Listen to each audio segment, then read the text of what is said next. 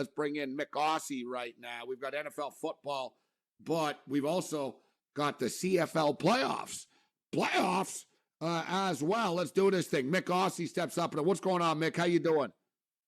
Yeah, really looking forward to the Sunday CFL games. Both of them could go either way. I really believe they could be close. Obviously, I hope the BC Lions win and your Alouettes against the Ticats in Montreal. That could be a really good game as well. So looking forward to it. The Hamilton Ticats are on a roll right now. They had high expectations coming into the season. They underachieved for the most part. They blew a bunch of leads. They lost close games. They had injury problems. But the benefit of an 18-game season, and you're going to have this in the NFL soon, it's good and bad if you're a fan of a team, right, Mick? If, like, with the 18 games, you really can suck and still come back, right? Like, if there's not as many games, it's like, well, we got problems. No, and this is case in point here. Hamilton ends up going 8-10 when it's all said and done, and, you know, they were stuck at 4 wins for a while. The Hamilton Ticats have won 4 straight football games, 5 of their last 6 football games. Their one loss actually was to the Montreal Alouettes. I can tell everybody firsthand that the Hamilton Ticats historically always beat the Montreal Alouettes in the playoffs. Like, they always beat them. And it's always something like painful and strange that happens for Montreal. Our boy Danny McManus had some crazy comeback against Montreal years ago when Hamilton won the Grey Cup. I remember another time, I think, was it like a couple of years ago? Montreal were underdogs in Hamilton, and they were coming back late in the game, and they threw a ball into the end zone late in the game, but it hit the upright because in the CFL, the uprights is in the front of the end zone. I think it hit the crossbar type thing. Like, the Alouettes do have bad luck against Hamilton in the playoffs, so much so, Mick, the Hamilton Ticats keep tweeting them. Oh, a lot of great memories in Montreal, and they keep showing these clips of all these great moments there. If I'm the Alouettes, I'm getting pretty sick and tired of this. I'm taking the Alouettes. It's a close game. It's going to be a close game. The best thing to do, guys, with this football game is really you got to tease it. To tease the Hamilton Ticats because they're the ones getting points, right? You know what I mean? So whoever the underdog is, you basically tease it, but I like Montreal, so I'm going to tease Montreal, but you can tease either side. I think it's going to be close. Montreal minus 1.5, 120 on the money line, 48.5. What's your pick, Mick? Your official pick for this game? Well, of course, you're going to go the Alouettes, your number one team. I am actually going to take the Ticats. They're on a bit of a roll, and I remember a few weeks ago, they beat the Calgary Stampeders in Calgary, so they do have the ability to beat the top teams, and as you know, you get hot. Like in 2000, BC Lions were 8-10 and went on and won the Grey Cup. Same with Calgary the year later. They went 8-10. So teams can get hot, and you never know what's going to happen. But it really does depend, I believe, on Dane Evans, the quarterback for the Ticats. He had a terrible start to the year. He's coming good. Trevor Harris is a bit more reliable, but he's a bit conservative. The Ticats have got a very good defense, and their running game's been good the last few weeks, so could go either way. I'm a bit of a fan of the Ticats. I think they might get it done, but I just hope it's a great, entertaining game. I think the under 48.5 might play as well, but you never know with the under-overs in the CFL.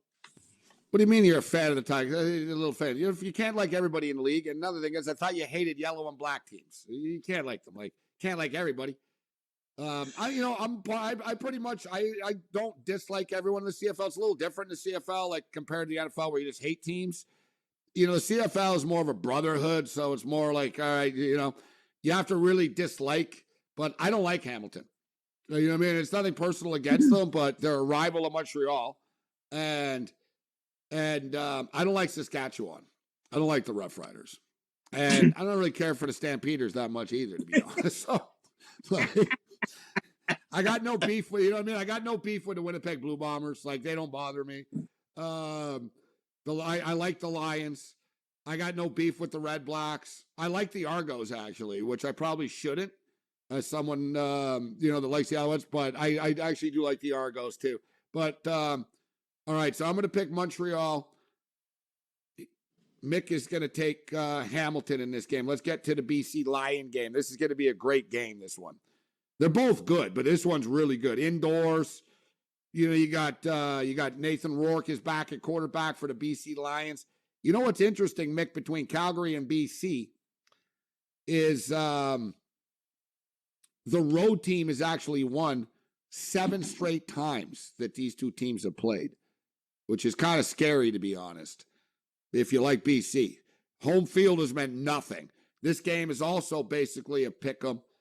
I think there's going to be points put up on the board in this game, and I think that BC will find a way and do enough to win this game. It's not ideal that Nate Rourke's coming off the injury, but he got a game under his belt last week. He said, and from what I hear, he's much more relaxed now and comfortable this week after playing last week. Man, Mick, it might be sold out too. They're talking about, like the upper decks open and all that. Could be like 45,000 people there too. Well, that's fantastic. It's great you're going. Well, let's hope it is a high-scoring game, and I am going for the BC Lions because if it's high-scoring, that means Nathan Rourke has come off and started well and got some touchdowns. Because Stampeders, they're going to want to tighten it up. And the last game when Calgary did beat BC in BC, it was lower scoring. Calgary have a very good running game in Carey, and they got a good defense. So let's hope Rourke gets off to a great start. We've got great receivers. Brian Burnham is back after having a wrist injury, I believe. Lucky Whitehead, Grimes. We've got great receivers. Calgary's got a bit better defense.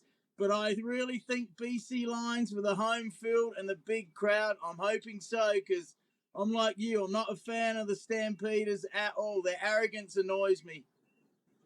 Well, we should note, listen, they played 3 times this year, and the last time that Calgary beat them, the 25-11 game in Vancouver, not that it didn't count, but BC had just lost Nate Rourke. You know what I mean? I think they started like a 3rd string. You know what I mean? I think that might have been the night they started the 4th string kid or whatever. It wasn't a real game. Yeah, let's just call it for what it was. It wasn't like BC's real team. And earlier in the year when they played, it was 41-40. BC beat them 41-40, and BC beat them 31-29. I'm expecting more of a 31-29 game this time. Someone's winning 31-29, and it's no lock that BC's going to win, guys. Calgary's a damn good team that have a pedigree of winning in the CFL playoffs and pissing people off that don't like them. That's what they do. It's true. People are like, oh, God, I hate Calgary. I'm so sick of the Calgary Stampeders. And then the Calgary Stampeders make it to the Grey Cup again. More with Mick on the other side. In-game live all access continues. I am Gabe Morency. We got Mick Aussie kicking with us right now. I'm fired up for the CFL playoffs. I really am. Like I said, they're expecting 40,000 plus. They opened up the upper deck. I don't have my tickets yet either. I waited because I wasn't sure who I was going with and how many people I was going with, and now I'm going to get screwed over and have to pay more because I could go sit in the upper deck, but that's not happening. I might do it, actually. I don't know. I might just say, who cares? You know what I mean? The stadium's not that big anyways. You got a good view from wherever. I might just say, whatever. I'm just happy to be going to the game. I'm looking forward to a mix. I went to like all the games until September started, like until I was on the air all the time. You know what I mean? Like it was really cool. They were playing on Saturday nights all the time in the summertime. So it was perfect. I didn't have any shows. So, you know what I mean? I was going to all the games, you know what I mean? But then they started with weird times like Friday nights and stuff when I was on the air. So it kind of sucked, but this one works out because as soon as I finish the show with Pharrell at 4:00, I have half an hour to get to the stadium, and I'm not a half hour away from the stadium. It'll take me like a lot shorter than that. But it'll be a bunch of people that suddenly are going to the game, so there's going to be a lineup to get in, which I hate. I'm fired up for this. Tease the games to be safe because both CFL playoff games will be close. Let's get into the National Football League with Mick's algorithm here. And his sheet. You got your sheets there? You ready? You got your sheets? All right, here we go. Nice. All right, so let's start off. We'll go through each game quickly here. Updated point spreads. Indianapolis Colts and the Patriots. Patriots lay 5.5. The total is 40.5. I'm not betting this game, Mick. Are you betting this game? Do you like this? I am not.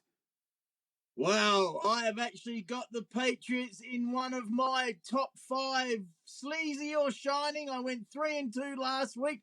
I would have gone 4-1 if your Bills decided to play that second half and not muck about. They should have that killer instinct. Disappointing there. I'm taking the Patriots to win and cover. I think the Colts are gone, and the coaching of Billy Belichick is fantastic. He'll have them boys fired up. I like the Patriots to win and cover, and it's one of my top 5 plus-minus spread bets. Listen, I can't argue with your logic, to be honest. The Colts aren't a very good football team. Jonathan Taylor's hurt. There's not a lot to like about them. I just don't like the New England Patriots, so I'm not taking them. I don't trust them. Like, I don't, you know what I mean? I don't like them. I don't think they're that good either. I think the Patriots, though, are good enough to beat teams like this. They'll beat bad teams, but they won't beat good teams. That's how I see the Patriots. You are bang on about the Buffalo Bills. It was disappointing, Mick, because this year they have shown that killer instinct where they don't let up until it's 38-3 or, you know what I mean, until they're really murdering you. And they let up against Green Bay last week. They acted like it was the fourth quarter when it was the third quarter. They just they didn't care like in the second half. It was kind of disappointing to see. Even though they won easily, they don't care about our point spread, Mick. That's the thing. Players don't care. They won by 12. What did they win by? What was the fun? They won by 10. Sorry, they were like 10.5, 11. They won by 10. To them, they won by 10. They don't care. But what do you think of the Bills and the Jets? Well, I actually very disappointed because Josh Allen, he grew up his favorite player was Aaron Rodgers. Like, that's the chance to destroy your hero. Anyway, I think the Bills will win, of course, but I do think the Jets will cover. They got a good defense and they're playing okay. Zach Wilson, what is that? He's been average ever since he came into the league. He's not playing very well. It's not his fault. It's the whole system of they bring these quarterbacks in after only playing a couple of years in college, whatever. But no, I like the Bills to win, but I think the Jets might cover that one. I think the Bills will cover, but I'm not in love with laying 11.5 here in a divisional game. And you know why? Because the Bills can get bored again, Mick. Let's say the Bills are up by 14 in the fourth quarter and they just take their helmets off. Like, you can tell with an NFL team, Mick, and guys, you'll see them on the sidelines. Parker sees it. He works on the sidelines. You'll see when they're up, they'll take their helmets off, and when they start joking with each other. You'll notice, like, you know what I mean? Early in the game, no one's really joking around on a sideline. You'll notice last week with the Bills, they were all telling stories to each other and like, and it was like a preseason game. And like, it was like, guys, you're playing the Packers, man. Like, you're only up by 14 or 17 right now. Like, get it together here. Like, blow them out and then go and laugh it up on the sidelines and talk about what bar you're going to after the game, right? But like, they sort of went into that ha-ha mode, and I was like, oh, we're doomed. I knew it when I saw that look on their face. I really did. All right, Mick. So what are your best bets? What's your best bets this week in the NFL? All right. Well, I have just mentioned 2 of them, the Patriots and the Jets to cover. This is in my top 5.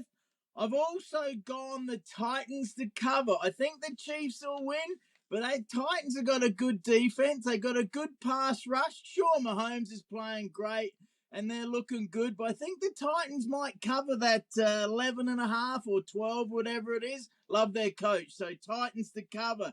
I'm going for an upset here. I am going for the Falcons to win outright. So Falcons +3 against those Chargers. I don't trust the Chargers, and I better be careful. I can't upset the Falcons coach because, well, that's another story. So hopefully the Falcons win and cover the +3, of course. And I like the Dolphins at -4.5. They're another team that is just starting to get it together.